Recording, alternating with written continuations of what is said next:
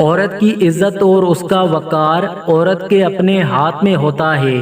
مرد کی نظروں میں چھپا مفہوم وہ بہت اچھی طرح پہچان لیتی ہے۔ اب یہ عورت کے اپنے ہاتھ میں ہے کہ وہ اس مرد کی طرف پیش قدمی کرتی ہے یا اسے پہلے ہی مرحلے پر مایوس لوٹا دیتی ہے۔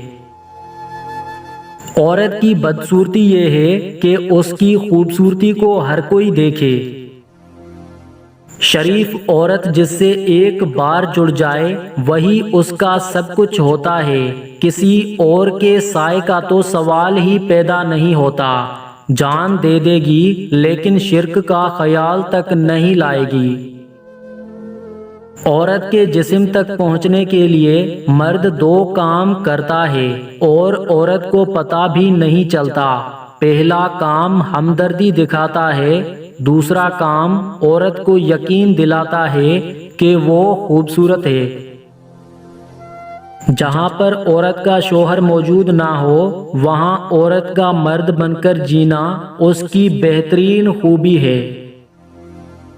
عورت کی بربادی کا آغاز تب سے شروع ہو جاتا ہے جب اسے مختلف مردوں سے اپنی تعریف سننے کا چسکا لگ جاتا ہے۔ عظیم ہے وہ عورت جو صرف اور صرف اللہ کی رضا کے لیے پردہ کرتی ہے۔